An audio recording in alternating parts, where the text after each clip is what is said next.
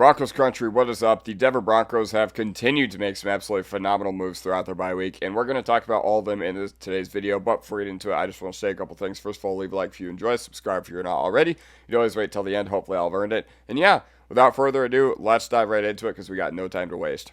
So here are the details with Will Lutz, Luke Wattenberg, and Malcolm Roach's new contract extensions. All brilliant moves made by this team. So Will Lutz, 3-year contract extension worth up to $22.5 million. Luke Wattenberg, a 4-year extension worth up to $48 million.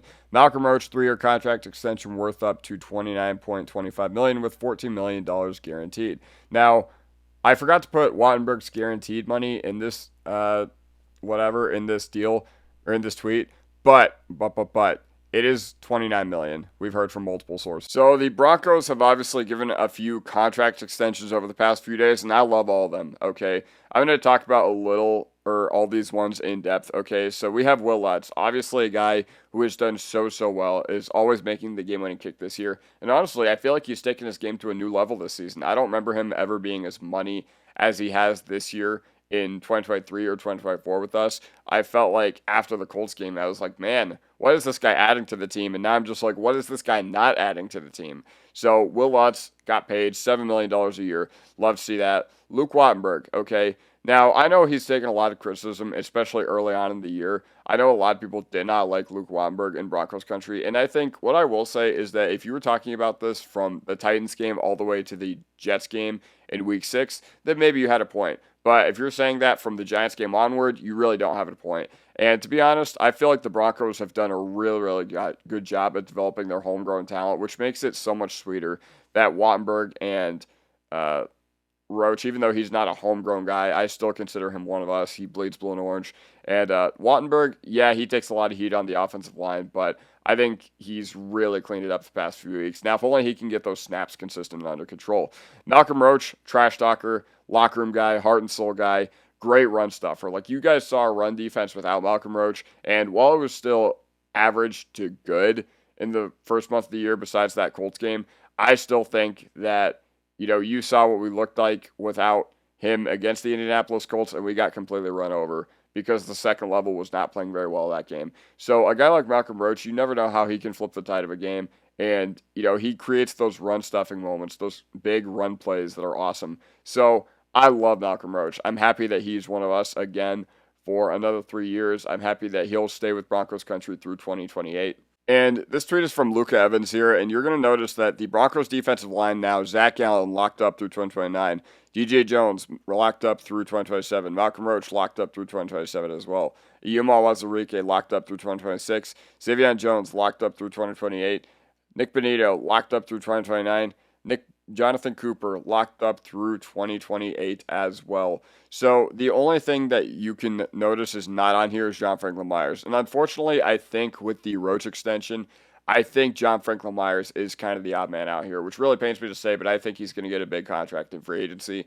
And he should. He's earned it. I think he's going to get like 22, 23 a year in free agency. And to be quite honest, the Broncos just aren't in a position to match that. I would love if we could. I love John Franklin Myers. I love what he brings to the defense. I love his energy. And he complained a little bit about his contract situation, but at the end of the day, he could have held out. He could have not shown up, and it was not within him to do that. So I really honor him for playing without an extension this upcoming year, or this past year, I should say. So if you're looking at over the cap, I'm going to explain to you why all these moves are absolutely brilliant right now. So if you look at over the cap right here, the total value doesn't matter. Look at the average per year and the fully guaranteed. So Luke Wattenberg has 2 years of his contract fully guaranteed. It's around the $29 million range, I want to say. It's either 29 or 24. I probably should have checked that because that is a big difference. But ultimately, this is a pretty slim position when you look at it. And the Broncos, they just decided to get ahead of the curve. You can always draft a center, but at the end of the day, we're not in a position to where we can be relying upon a rookie to carry the load of touching the ball every play on our offense. We just can't.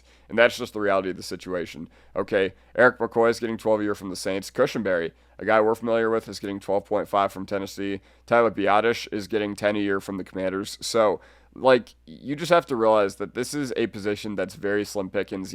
It's an older position because, guys who survive at the center position are usually the ones who can use their brain. And honestly, as a center, you really don't need to do much other than just be in the way in a lot of cases. Like, I know that's very much oversimplifying things, but also, you also touch the ball every play. You also call out the protections, and you also snap the ball. So that's one of the things with Wattenberg that I think a lot of people are mad about, is that a lot of people are not liking the fact that the snaps are a little erratic. And I agree that he does need to clean that up. But ultimately, I still think it's a fantastic move getting one of the best pass blocking centers in the NFL at 12 a year or whatever. Now we go interior defensive line. And, there are a lot of really quality interior defensive linemen, but you look at the run stuffers, okay? It's similar to what Davon Hamilton's getting. It's similar to what DJ Reader is getting from the Detroit Lions. Now, John Franklin Myers just got, Malcolm Roach's contract is not comparable to what John Franklin Myers is currently on right now, but it'll be like more around this range. But at the end of the day, Poona Ford, yeah, it feels like a great deal when I see the guys that are going around this range, because it's true quality for like a first, second down run stuffer. So yeah, I'm really glad that we got this done, because that was very, very important to extend a guy like Malcolm Roach. Unfortunately, I think this means that John Franklin Myers is as good as gone. Okay, I don't think he's going to get 26 a year like Milton Williams did at the end of the day, but I think it'll be more in this range, like the Christian Barmore range of like 20-ish a year. And honestly, because market free agent defensive linemen are very rarely available, especially one of John Franklin Myers' caliber. So yeah. Now let's go to kicker. Let's look at Will Lutz real quick. So Will Lutz is going to be the highest paid kicker in the NFL. He's getting so it's basically 3 years. It's roughly $7 million a year. So yeah, that's basically what he's getting. Instead of getting the standard 4 years like all these other kickers have gotten, he's getting 3 years for about 22 and a half total value, and he has more than earned it this year. And the good thing about kickers is that there's rarely ever guaranteed money involved. So unless you have, one of the guys that's like truly elite, like you think about Justin Tucker's before he completely fell off.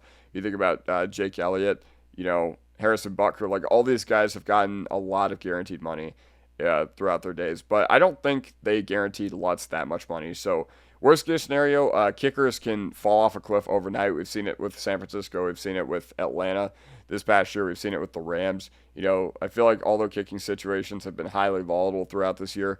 But at the end of the day, like, you just had to do this. You had to lock up Will Lutz, and you had to make sure that he was going to be a core piece going forward on this team, because you can trust him. Sean Payton, he puts his arms up and he yells right through. That gets everybody hyped, and I don't understand how you couldn't get hyped as a kicker if you were looking at that. Now, in case you are a little curious about our cap situation and what it looks like, head to overthecap.com, and you can see literally everything that we've got going on in 2026 and beyond. But for this year, or for this specific year, they have not updated it to show Will Lutz. They have not updated it to show Malcolm Roach. They also have not updated it to show Luke Wattenberg, all of whom are going to be unrestricted free agents this upcoming year. So this amount of cap space is going to dwindle. But if we're looking at free agency and we're looking at 2026 in general, here's potentially what we're looking at. All right, so there are none of these guys that actually fit the Broncos and like what they could add to this team, at least not yet, because all the high-value positions we are pretty much set at. But if you look at running back, this is where it gets a little dicey. Okay, you look at running back. So Breece Hall from the Jets, currently an unrestricted free agent, and he is going to play out the final year of his deal with the New York Jets, final year of his rookie contract, I should say. And then Kenneth Walker, too. That's somebody who could be really interesting for us to add this offseason as well. Dobbins, I want us to potentially re-sign him, but I want us to go incentive heavy again. It's always a risk with running backs, and I love what he's brought to this team. He's, the new president of Broncos country. He fell in love with Broncos country, and I love what he's brought to this team so far this past season. Unfortunately, he has had too many injuries throughout his career to where I think a team won't feel comfortable giving him like a true market deal. But if it's like a one-year deal, very, very heavy on incentives, then I think they could definitely work something out. Now, tight end, I know a lot of people are going to be curious about tight end, and, Kelsey might retire, Mark Andrews might retire as well, but David Njoku, that's somebody who I'm very interested in. His current average per year is $13 million, as you guys can see underneath my face cam right there.